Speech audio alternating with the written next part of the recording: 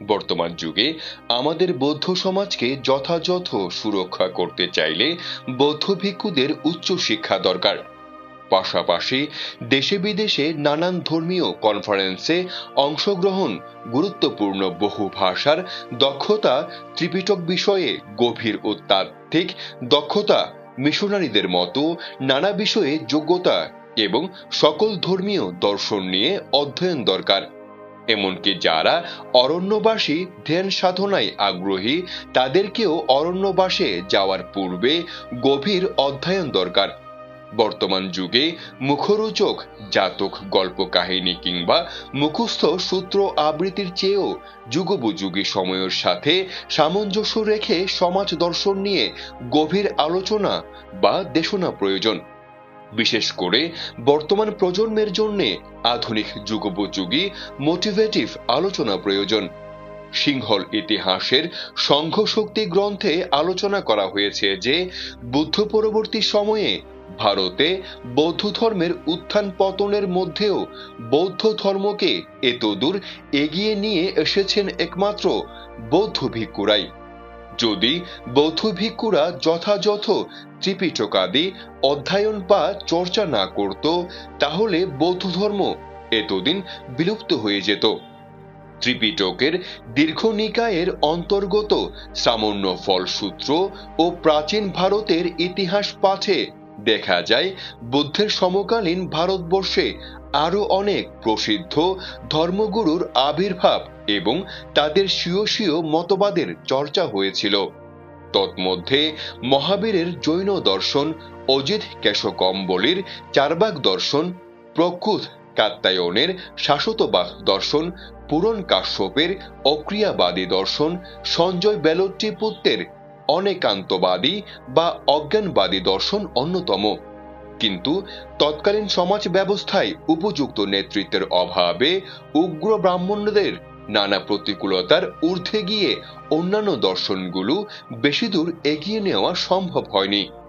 বুদ্ধের সমকালীন প্রায় রাজা শাসকেরা ওই সময়কার সকল দর্শনকে সমর্থন করতেন। জৈন ধর্ম গ্রন্থগুলোতে উল্লেখ আছে রাজ প্রসেনজিৎ নিয়মিত মহাবীরের নিকটে যেতেন এবং ওনার দর্শনের খুব অনুরক্ত ছিলেন। এমনকি রাজ প্রসেনজিতের অনেক সেনা মহাবীরের কাছে দীক্ষা নিয়ে জৈন সন্ন্যাসী হয়েছিলেন। ঠিক একইভাবে বৌদ্ধ সাহিত্যেও রাজা প্রসেনজিতের বুদ্ধের প্রতি শ্রদ্ধা, গারবতা প্রদর্শনের বর্ণনা করা হয়েছে। বুদ্ধ পরবর্তী সম্রাট অশোকের মৌর্য যুগ, এরপর গুপ্ত যুগ, গৌড় যুগ, পাল যুগ, সেন যুগ, এভাবে ভারতে বৌদ্ধ সভ্যতার নানা উত্থান পতনের মধ্য দিয়ে আজ বৌদ্ধদের বর্তমান রূপ। যেভাবে গৌড় যুগে ব্রাহ্মণ শাসক শশাঙ্ক গণহারে বৌদ্ধ নিধন করেছিল, ঠিক অনুরূপভাবে ব্রাহ্মণ রাজা মিহিরকুল গণহারে জৈনদের নিধন করেছিল। তবে বৌদ্ধ ভিক্ষু বা বৌদ্ধ নিধনে সবচেয়ে ভয়ঙ্কর হত্যালীলা চালিয়েছিল পুষ্যমিত্র শুঙ্গ। অশোক বাদন গ্রন্থে উল্লেখ আছে ইতিহাসের বুকে অমর হওয়ার উদ্দেশ্যে এক মন্ত্রীর পরামর্শে পুষ্যমিত্র শুঙ্গ বৌদ্ধ ধর্ম ধ্বংস করতে উদ্যত হন।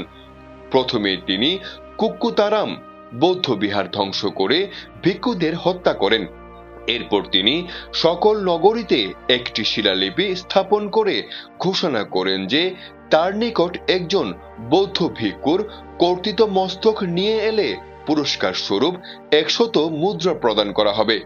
পুষ্যমিত্র কাশ্মীর সীমান্তে প্রায় 500 বৌদ্ধ বিহার ধ্বংস করেন ও অগণিত বৌদ্ধ ভিক্ষুকে হত্যা করেন। ঠিক অনুরূপভাবে শঙ্করাচার্য চারবাক দার্শনিক ও চারবাক অনুসারীদের গণহারে হত্যা করেছিল এবং সমগ্র চারবাক দর্শনের গ্রন্থগুলো বিনষ্ট করে দিয়েছিল। সেই জন্যে পুরো ভারত জুড়ে আজ অবধি চারবাকদের মূল কোনো গ্রন্থ উদ্ধার কিংবা পাওয়া যায়নি। শঙ্করাচার্য শুধু চারবাক অনুসারীদের নয়, তিনি বৌদ্ধ ভিক্ষু ও সাধারণ বৌদ্ধদের নির্মম হত্যা সহ পুরাতন বৌদ্ধ বিহারগুলো ধ্বংসের পাশাপাশি বৌদ্ধ বিহারগুলোকে হিন্দু মন্দিরে রূপান্তরিত করেন। ভারতের বুকে বৌদ্ধদের এত হত্যা নিধন সত্ত্বেও বৌদ্ধ ধর্ম এখনো সগৌরবে ভারত সহ সমগ্র বিশ্বে জনপ্রিয়তার শীর্ষে। বুদ্ধের মহাপরিনির্বাণের পর থেকে তার ধর্ম পরিচালনা করছেন শাস্ত্রাজ্ঞ জ্ঞানী গুণী বৌদ্ধ ভিক্ষু সংঘ। তারা যদি শীল বিনয় ও ধ্যান সাধনার পাশাপাশি বৌদ্ধ সাহিত্য চর্চা না করতেন তাহলে কখনো তা পুনরায় উত্থান কিংবা প্রচার প্রসার সম্ভব হতো না। চারবাক কিংবা জৈন দর্শনের মতোই বিলুপ্ত হয়ে যেত। বর্তমানে আমাদের ভিক্ষু সংঘের দর্শন সাহিত্য সহ একাডেমিক উচ্চশিক্ষা ও বিভিন্ন শাস্ত্রে জ্ঞানার্জন আবশ্যক। ভিক্ষু সংঘ শিক্ষিত শাস্ত্রজ্ঞ শীলবান বিনয়ী ও দূরদর্শিতা জ্ঞান সম্পন্ন হলে জাতি সমাজ ধর্ম এমনিতে সুরক্ষিত হবে এবং বহির্বিশ্বে বৌদ্ধ ধর্ম আরো দ্রুত গতিতে প্রচারিত হবে।